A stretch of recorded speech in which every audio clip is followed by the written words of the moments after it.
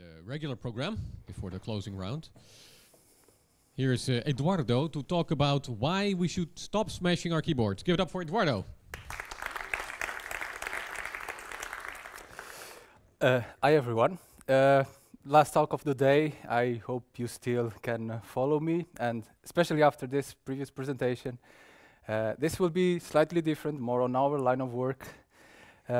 Yeah, I hope I still entertain you. My name is Eduardo da Silva. I'm a software engineer and architect with the data science teams, and I would like to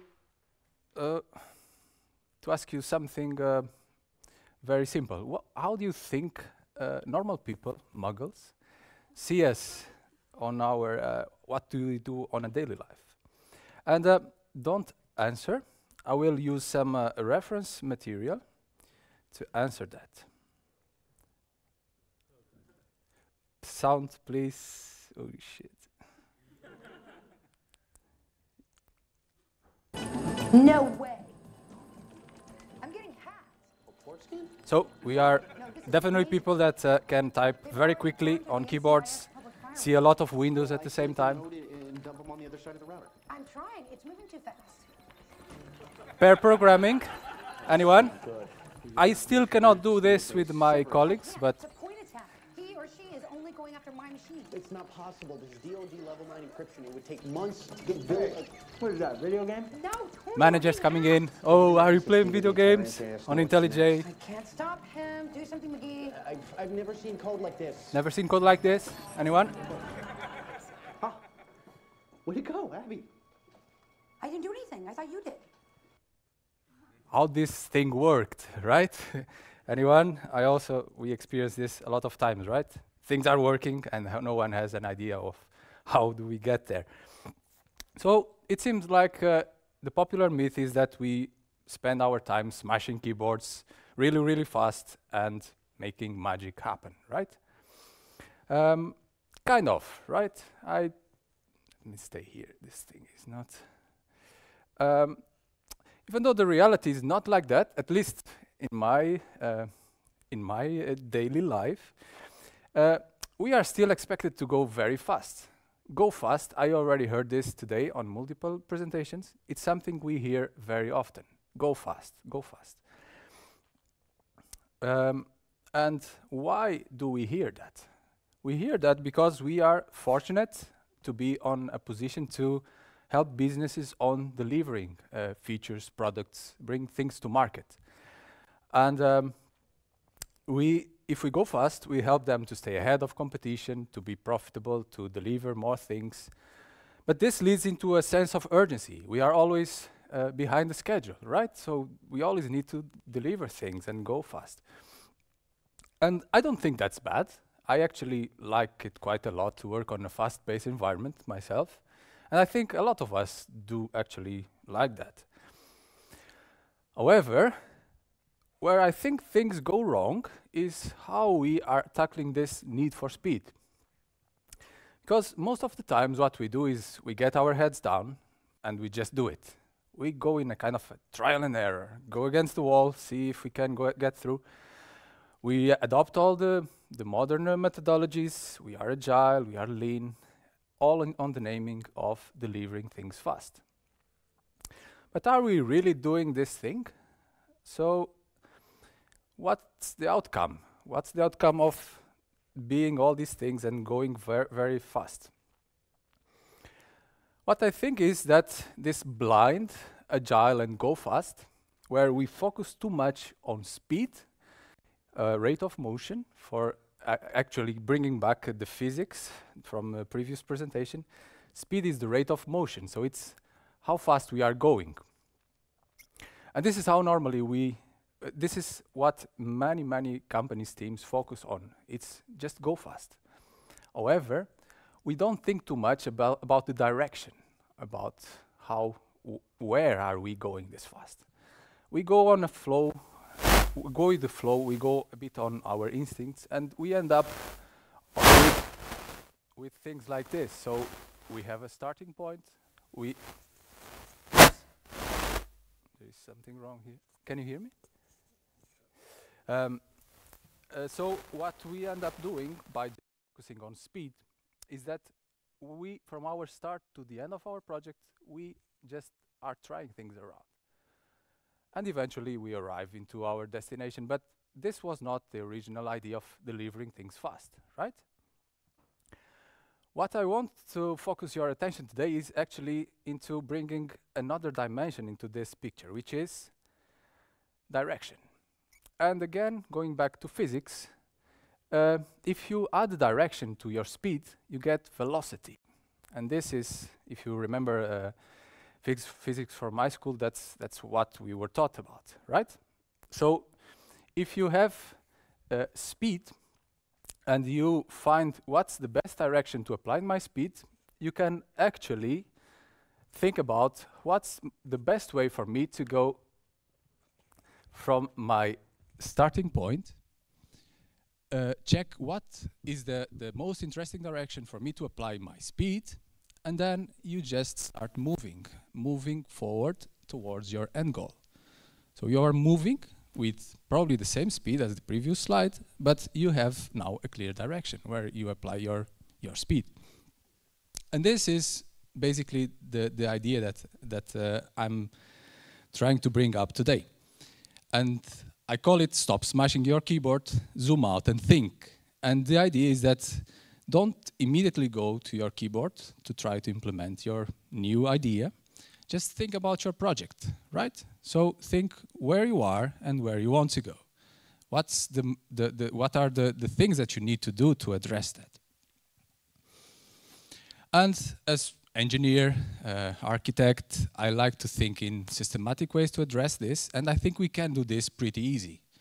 I'm not claiming here to do a step-by-step plan to go from start to end, like we used to do on classical software architecture, where someone would think about all these things and then throw it to the engineering teams, and they would just follow this plan, which would go wrong, and we learned that this is not the way to go forward.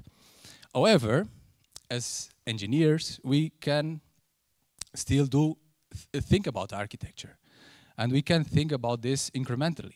And by incrementally, I mean that we know that we will have many these dots that we have. These are moments that we need to take decisions. So whenever we start a project, we think about what's the best way to start this thing, right? And these, to me, are the important decisions you need to take. And important decisions, for me, it's the best or my preferred definition of architecture. That's what you think when you start something or you are going to do something. How, actually, you can address these three questions. What is this that I need to address? Why? Even, is it worth? This is a question that we don't ask too much, but it's a really important one. And how shall we go about it? Based on that, you kind of get your initial plan. So I know that I need to follow more or less this direction in order to go to the end of my project. However, I also know that eventually I will learn more things, and I will need to again rethink about what are my next steps. And this is step 2 here. So what we do is we just think again, okay, I'm now here, we have this new challenge, how shall we proceed? And this will provide us input for define again our direction, and then we can go to our keyboards and smash them really hard to proceed on our journey. That's it. That was my main lesson, but I want to also give you some tools that I found really interesting to help you out on actually adopting this way of working, this framework, which is, one of them is about visualizing your problems and solutions. I think there are workshops going on about this during the Spaces Summit. And again, my proposal here is that don't stay on your keyboard all the time. Just, if you are stuck with a problem, go out of your keyboard, go to a whiteboard, take a piece of paper, bring people with you, and think about what you have on your hands. Visualize it, because you will get a better picture. At least I cannot all the time see what I'm dealing with, and this really helps a lot. You don't need fancy UML or formal architectural languages. Whiteboarding is good enough for this. It's good enough for you to do this. And because this, like I said, in modern software development, we are trying to make teams independent. There is a team building a product. By doing this kind of things, you can also bring everyone on the team to the same page very quickly. And then everyone shares the direction I was mentioning on the previous slides. And you can move forward with a more informed mindset. Another thing, and this is a bit more low-level details, it's something called architecture decision records by Michael Nygaard. And as coders, we don't like a lot documentation, right? I think this is a common shared feeling.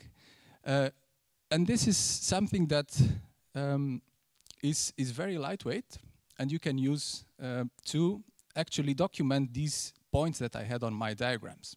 So whenever you have something, a design decision to take, this framework asks you, has a few bullet points that you need to fill in. And basically, this will answer the what, the why, and how of a design decision that you have. And these are immutable. And this is a property that I like a lot, immutability. And why do I like it? Because once you write it once, you don't need to maintain it anymore. Because you took a decision, you implement a decision, that's done. If you want to do something new, you will write another one that will revert the previous one. But this will stay on your documentation. And what people are doing with this is actually, you can see here on the bottom, is that they just store this on a folder of the code base. So you have your code base, you have your documentation, all of this is sitting together.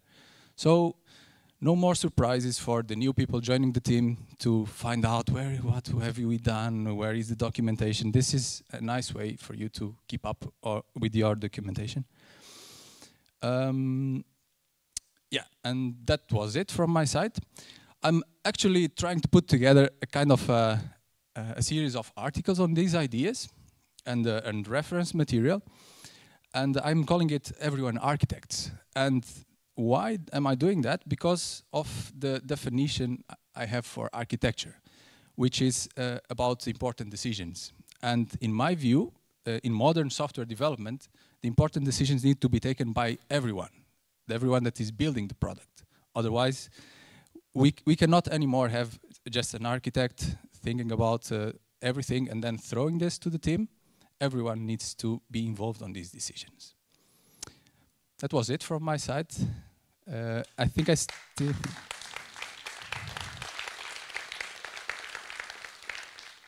have a moment for... Yeah. Yep. Thanks. I couldn't agree more with your ideas. Do you have any numbers or stats proving that it's actually a faster way forward than the approach without direction? I don't have empirical data for that, but I have seen quite a lot of I've seen quite a lot of these things happening on the daily life, like observing people trying, without taking a moment just to think, how could we go forward? But I don't have empirical data about this. Yeah. Anyone else?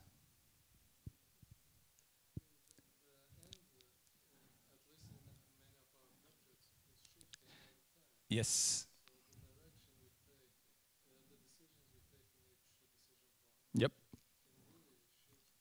Yes, but that's why exactly I said that you cannot define your complete direction at the beginning, and the end of the project. It can vary, but at each of these points you can basically point again to the end goal that is now on a new location, let's say.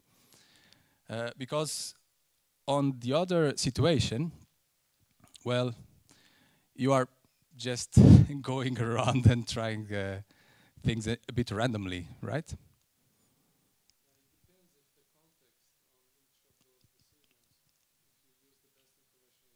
Yeah. You could randomly go from start to end on a straight line, but I seriously doubt if you don't think about where you are going, that will happen most of the times. Again, please give it up for Eduardo. Thanks.